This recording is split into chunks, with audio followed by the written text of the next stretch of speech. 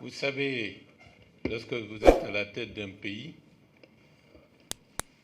vos intentions, vos sentiments personnels et votre intime conviction, c'est de respecter les engagements que vous donnez.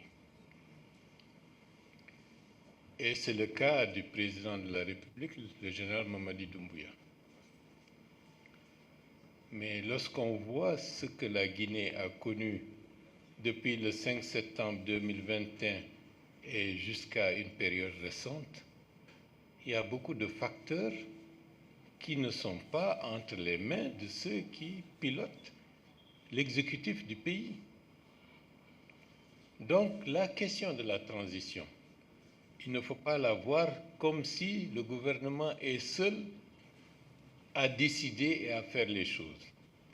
C'est un partenariat global qui implique aussi bien la société politique, la société civile et les conditions économiques et financières du pays. Le processus du dialogue politique a été un processus qui n'a pas été du tout facile et qui a impacté négativement la dynamique pour un retour à l'ordre constitutionnel dans les délais qui étaient indiqués à travers l'accord dynamique entre la CEDEAO et la Guinée. La responsabilité de cela peut être partagée, mais ce n'est pas le moment d'aller au fond des choses. C'est pour dire que même si vous êtes contre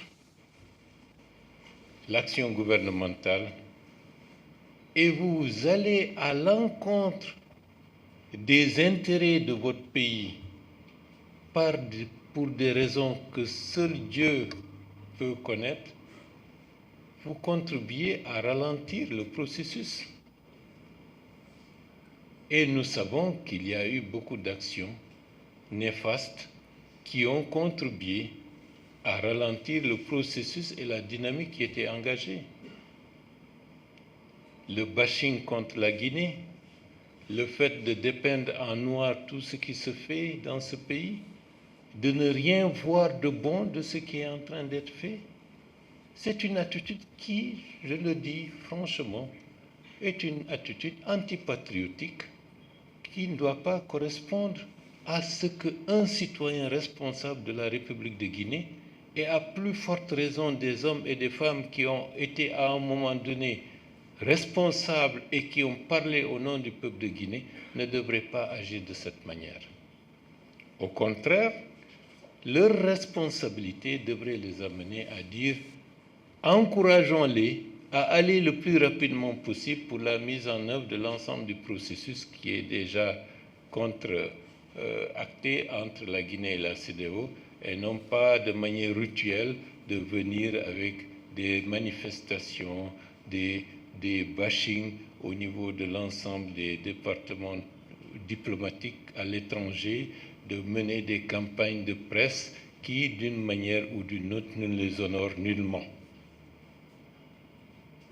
Ceci dit, à partir de maintenant, on se bouche les oreilles par rapport à certains types d'attitudes et de propos, et on reste focus par rapport à ce qui est, sur ce plan-là, l'intérêt national.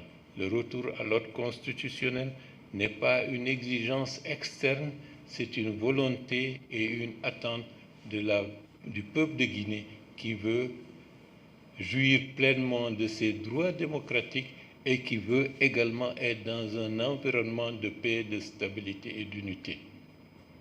Si tout le monde concourt dans ce sens, le processus va être plus aisé, plus facile, plus fraternel et non pas conflictuel, parce qu'une transition, en principe, c'est une transition pour l'ensemble des segments de la société et non pas une partie de la société.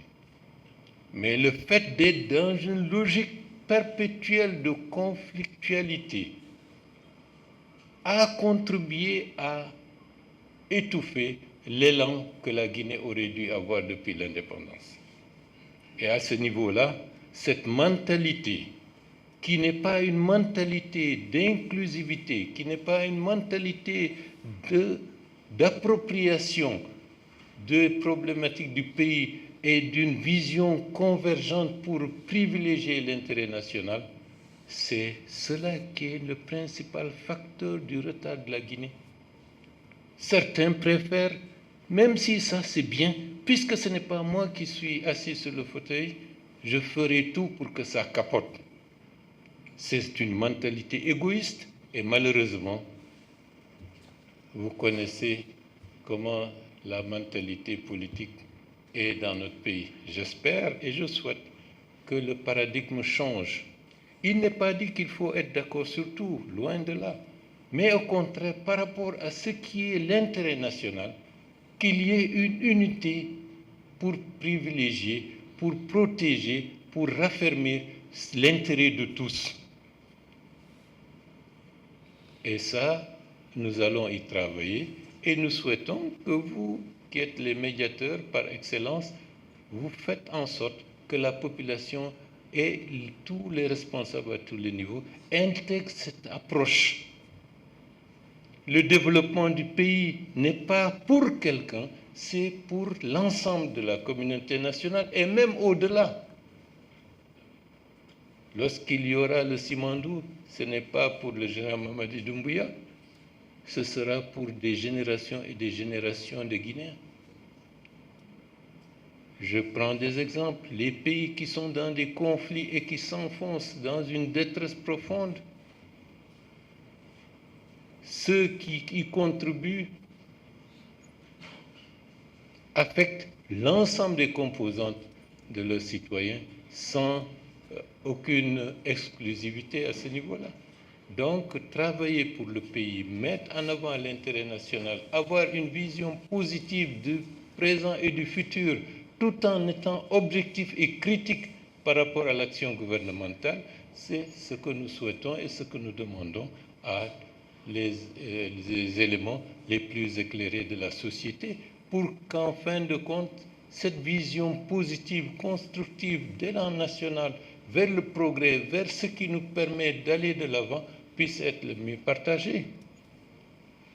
Lorsque notre équipe nationale, je salue la victoire du CILI national des U23 pour la participation aux Jeux olympiques de Paris du mois prochain, mais qui va dire qu'il est contre?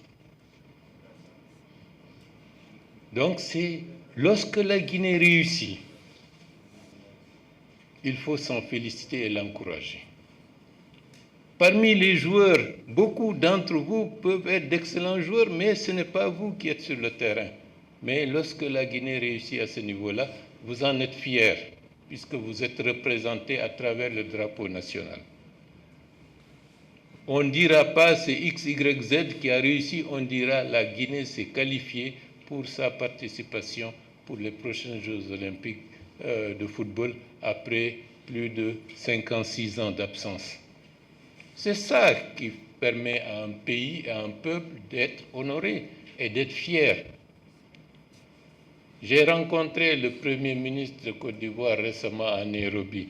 Je n'ai pas manqué dans nos échanges de souligner que la victoire de l'équipe des éléphants pour la Coupe d'Afrique, au-delà de l'aspect sportif, ça a redonné au peuple ivoirien une fierté et une vision positive qui peut lui permettre d'avoir des ambitions sur le plan économique, sur le plan culturel et sur d'autres qui permettent à des jeunes de rêver, de dépasser ceux qui sont là. Mais en Guinée, malheureusement, tel est nul, tel n'est pas ceci, tel... Non, c'est cette mentalité qui est sur le plan de la psychologie, une mentalité négative qui fait qu'un peuple ne peut pas rêver de grandeur et d'ambition. Si on ne rêve pas de grandeur et d'ambition, on disparaît. Et comme vous le savez, les stratégies militaires disent que la guerre psychologique est la guerre la plus efficace. En Guinée, on est toujours en train de subir une forme de guerre psychologique pour dire que nous sommes incapables, que nous sommes nuls, que nous ne pouvons pas aller de l'avant, que nous sommes divisés, que nous sommes ceci et cela. Avec ce type de mentalité que malheureusement dans nos rangs, dans notre société, nous colportons, nous aggravons les facteurs de retard et de manque d'ambition de nos compatriotes. Lorsque vous voyez la cohorte de jeunes Guinéens, des milliers et des milliers, chaque jour qui ne pensent qu'à émigrer aux Amériques, en Europe, en traversant des conditions les plus difficiles, cela veut dire qu'ils perdent l'espoir en l'avenir de leur pays. Et quelles que soient nos réussites, si un peuple n'a pas d'espoir, ne croit pas en l'avenir, c'est comme si on est en train de prêcher dans le désert. Aujourd'hui, ce que je dois vous dire par rapport à ça, il faut croire en l'avenir de la Guinée. Je suis allé au-delà de la question, vous m'en excuserez, je suis prêt à répondre à vos questions en étant un peu plus discipliné.